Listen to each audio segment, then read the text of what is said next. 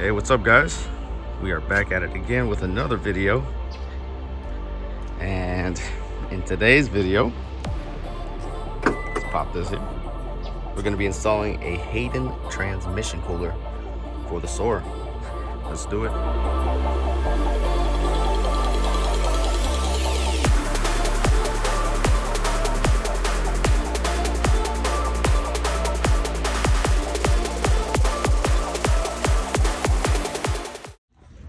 All right guys, if you may or may not know, a aftermarket transmission cooler is absolutely essential to the A340E transmission when you're trying to push a little bit more power. So I went ahead and opted for this model. Flip it on over. It's the 678 here, and I'm gonna run this in tandem with the stock transmission cooler that runs off the radiator. That's what's recommended by Hayden. I was reading through the instructions. So I guess the next step here, guys, is to try to find all the proper, I guess, hardware, which it does come with hardware, but I know I'm gonna need maybe some flat stock that I'm gonna make holes in as brackets, or maybe they come pre-drilled already, or with holes already from Home Depot, if I recall. So I'm gonna take a trip there. I'm gonna bring this with me just to make sure that everything, as far as the holes are concerned, match with the bracket that I want to buy. And then I might need to buy some extra nuts and bolts. So yeah, let's go to Home Depot and hopefully they got what I need. Hey look, my new cat. All right, so this is what we got. We got a flat bar here. It's steel with zinc coating. Hopefully it doesn't rust too quick over time. It should hold up well. It's already punched, has some punch holes here. And then how about some these? I'm gonna need to use these with washers. So I couldn't find those nuts that had the little flare on them, like these bolts here. I'm pretty sure these will work. These are essentially the same thread pitch as what a 10 mil would be. These are M6 by 1.0, 16 millimeters long. And if it doesn't work, then I'll just go back to Home Depot and buy some ones that are 12 millimeter equivalent. Right. So if we open the box here, take a look what we got. It already comes with some stuff here. You can mount this directly to the condenser, but I'd rather not. Put some hose, need some more of that, and then the actual oil cooler. So the first thing I want to do is get it mounted before I run any of the plumbing. So that's kind of the big hurdle there. I do have a grinder with a cutoff wheel and a sanding disc, so I can make this look nice, make some little brackets out of it. And obviously this is more than enough for this project. So this is the first time I do this, guys, so let's see how it goes. Hopefully it doesn't take me all day. All right, so let's jack up the car, take a look underneath. Jack stand, safety first. I already moved this little undercover plastic tray here that kind of protects the condenser area from under the car. And the idea is to fit it right in there, baby. Let's see.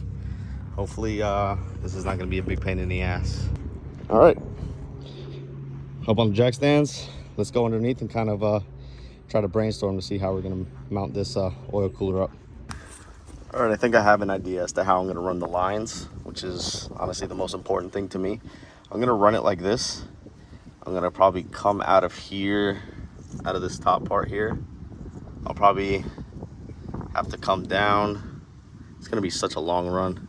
All right, the only form of daylight I see for running the lines is come along here. You might see it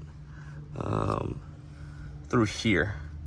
All right, it's gonna be a pretty long run. I know I'm gonna probably need to buy some more hose. So this, the thing about this is if I believe this rotates, I could rotate this bend to look that way, or point up, sorry, depending on how this works out for me. All right, so up that way, that's kind of like the entrance that I'm gonna, the entrance and the exit I'm going for the lines here. And that kind of is here. There's already the coolant overflow line that runs through there, so hopefully I'll be able to fit a couple more lines, which I should be able to. I don't know, we'll see. That's literally the only solution I have besides just running it under the car. And then as far as brackets are concerned, I think I'm gonna come off of here, go to here or here. All right, this will kind of poke it out a bit more from here, and then I can go from here to like there. So that's, I moved this, the one, sorry. And I think I'm gonna mount it to that bolt right there, which should work, but that's kind of my idea right now. So I'm gonna use this existing hole here, threaded hole, and then this one as well. This one's threaded. So the only difference is this one's for 12, this one's for 10, but that should be fine. So let's get to cutting up the flat bar, and hopefully we can make this thing work, guys. Here's the mark that I'm going to cut this bar at. I cut it more, it's longer than what I need, but I'd rather have more than less. So I know I'm going to need to adjust it, but this is a good start for me to start mounting this damn thing. Remeasured, I'm going to cut this much off and remeasure again. I think this might be really close to getting it mounted onto that first post on the right hand side. So yeah, let's get to it. I kind of cut a little slit, a little diagonal in there so it doesn't cover the fins. So this is going to be mounted actually on the back side of it. So this is the back side of the cooler. It's going to be like that. If I didn't cut that, then it'll kind of protrude there. But let me mount this up real quick and then show you guys what it looks like. Update. So I kind of have it mounted here already. I zip tied it at the top. You really can't see. Oh yeah, just so it holds us in place right here. And then this is the next step, just one bracket here to there, and then I should be good. Maybe I might keep the zip tie up there. I'm not sure. It's just wobbly right now, but this still needs to be tightened. This is pretty fastened down, but now to make the bracket go from here to here, and then yeah, we should be good. All right guys, here's the final product. It's not perfect, but I'm not a fabricator, but here it is. It's on there. It ain't going nowhere. It's pretty sturdy down here.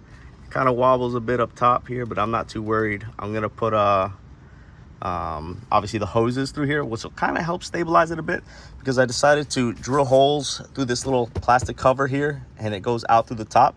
So I'm gonna drill 2 holes. Obviously got to run a hose up here, another one, this one up this way, so it'll also help stabilize it a bit more. But yeah, that's the plan. So I'm gonna get to drilling a couple holes through it, and then test fitting one of the hoses that I do have to make sure it reaches over here without any problems.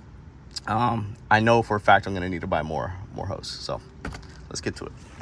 All right, update number 5,000. So this is what I ended up doing with the hose. You see it here. I'm gonna connect it there. I have it ran over here. All right, it's in front of the fan, but it'll be fine. It's not gonna hit the blades or anything like that. It's kind of out of the way, so we are good. And then it runs through here and through this little door that I took a little Phillips head out of, and it runs by the power steering coolant lines. Oh shit. You see it runs through there, and then I have it coming out of here, and I'm gonna plug it in right over here. All right, so let's do that next.